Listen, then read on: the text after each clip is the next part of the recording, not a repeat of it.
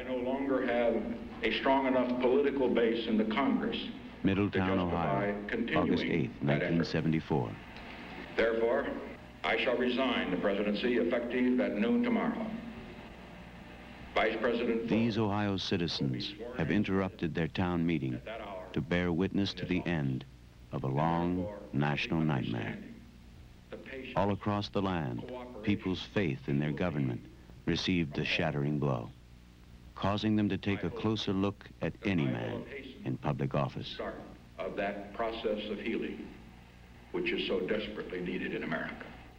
All of you know the special State problem House, that's involved. Columbus. Because all of your departments, in greater or lesser degree, are subject to the same impact of inflation as any private business. The people of Ohio have come to expect the highest standards in their highest office over the past 4 years. Those who serve at his side can attest to his insistence on absolute openness and honesty in conducting the people's business, and to broadening their sense of the people government has an obligation to serve. The manufacturers and the retailers were represented in the councils of government. But the housewife, the little businessman, the purchaser of any good or service, his views and attitudes had never been represented before. A lot of people say we're moving too fast, we're making too many changes. We're, trying to change patterns of 50 years in 2 years. And then we hear from the people most interested in the field, you're not doing enough, you're not doing it fast enough. They're building a fire under my chair all the time, and it gets a little painful. But if you're going to come up with something new and something different, you're going to make enemies. I found that out. Right. He's taken the people's business out to where he thinks it properly belongs, to the people themselves. They will be... On an unprecedented scale, he has enlisted the talent and energies of Ohio's people to help meet Ohio's problems. We're going to move this program ahead. We need the support of the general public, and if we're going to get the support... He was looking for a new kind of citizen action. He called it the task force. The kind of reactions you're getting, the kind of information you're getting. Over 600 Ohioans from every corner of the state, professionals, merchants, working men, housewives, have served on task forces dealing with everything from education and drugs to old age benefits and plant safety. We began to have a government that was listening not just to industry and business and these other special interests, but to people, just common, ordinary people.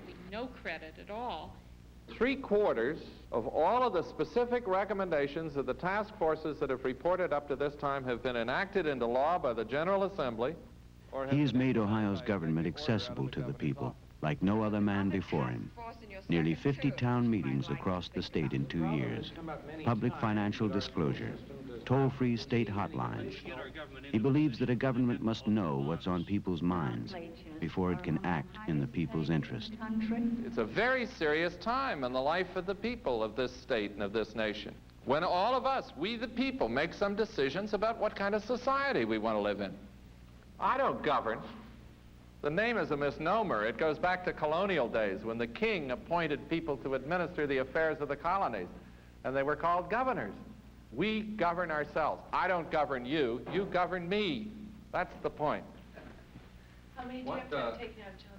Hopefully. They have a congressman there. A public man ultimately draws his strength and his values from the same place we all have been shaped.